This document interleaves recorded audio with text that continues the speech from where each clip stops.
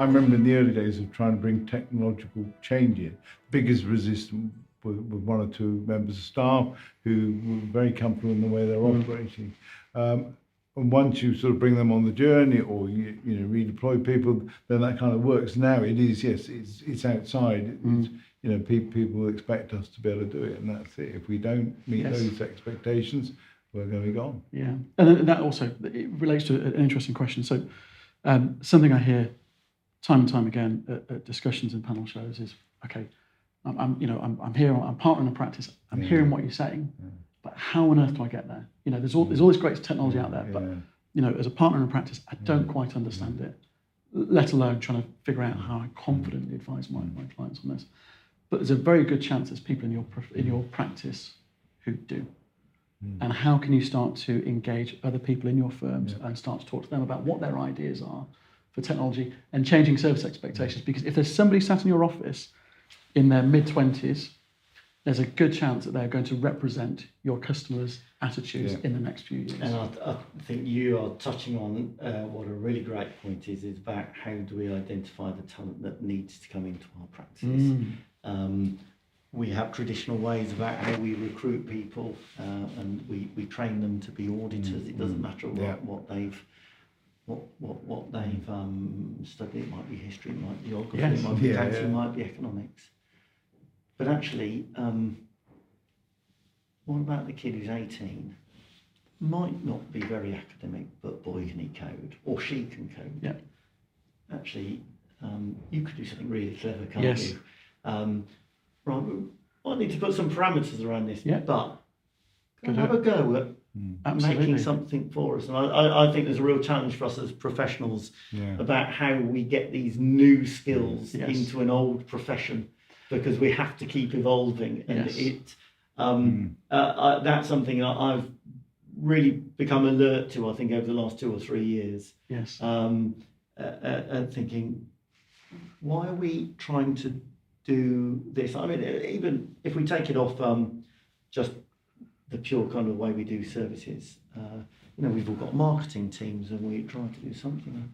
And someone said something the other day, and I thought, where's our social media channels? What do we do? Where's our YouTube channel? Because there is a generation who don't know what television is, basically, because it's all on YouTube. That's where they consume things. So why are we not going and finding something? What do you do? Do you like writing stuff? Do you like kind of doing YouTube stuff? Okay. Yes. I don't care whether you know anything about accountancy or not. That's not the issue. You are fantastic on social media and YouTube and what. We need your skills. And I think actually as professions, we need to broaden our horizon onto these type of skills that are necessary. And it's not potentially graduates. It might not even be anyone with great A levels. It might be someone, oh, you're really good at that. Yes, absolutely. That's what we need. But then how do we, so we think about the accountancy profession, and it often delivers accountancy through kind of hierarchical accountability, where there are certain things that you may or may not do depending on your level of seniority, and things go up, for review and come back down again. And you are asking a firm to liberate their data and systems and put it in the hands of somebody who's potentially young, inexperienced, hasn't got the degree, the qualifications, professional certification behind them. And that's probably quite a big mental shift as well, isn't it? Again, to sit there in a traditional firm. Absolutely. And to say, in order for that person to truly be successful, you basically want to hand over the keys to your client's data, because that's where they're going to go off and they're going to experiment and find these interesting things.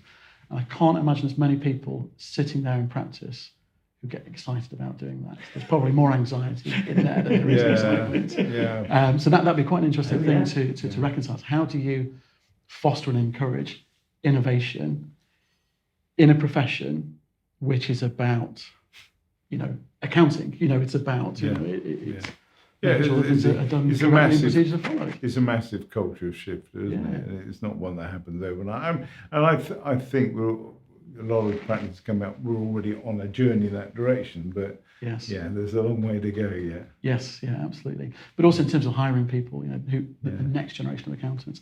I heard something very interesting. I think we were at the same event, and a speaker said, where we should be looking for accountants for the future, we shouldn't be looking towards, mathematicians and people who've necessarily gone down accounting and finance degrees. Look for people who've gone and done humanity degrees, Yes.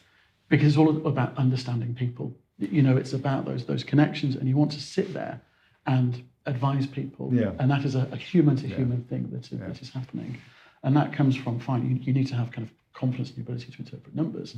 But first and foremost, you've got to be able to connect with the clients, the committees, whatever it may be, and understand what is it they're trying to achieve and how you as a professional advisor can help them to reach that. And I thought that was really interesting. You're sort of taking the accountant out from behind the desk, Yes, and that's what you're really absolutely. doing. Take the barriers away and And then that also then comes back to the reputation and the image of the profession, and who is it who is making the accountancy profession an attractive prospect for people who wouldn't naturally consider accountancy to be their career. So the coders, the people from the humanities, whoever it may be, who can bring these ideas to help us cross-pollinate and drive things forward for our clients' benefit. And I think that's. I think the other challenge for us as professionals is the younger generation, who just see life through a different lens to how I did when I joined the firm 30 years ago. They're probably asking more. So what does your firm do that benefits society? Oh, okay. And this societal good of why do the professions exist, whether it's accounting firms or law firms or whoever it might be. But actually, what are you giving to society larger? Yeah. Which is not a conversation we used to have 30 years ago, but I think it is increasingly when people are looking at, who should I join? Should I join X, Y, Z? What do you do? What do you stand for? Yes. Okay. Yeah. And I think there's a real challenge. Yeah. And I think with that, I think being authentic in whatever you say, as long as you're authentic, I think you're halfway there.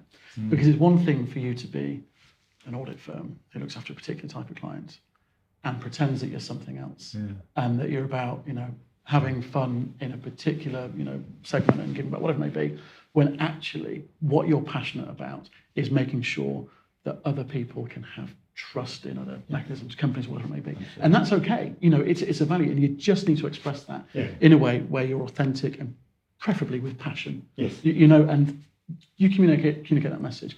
And you'll know it's really good because a lot of people go, that's great, but I'm definitely not interested. Then other people come along and go, that sounds brilliant. I want to come work with a firm like you.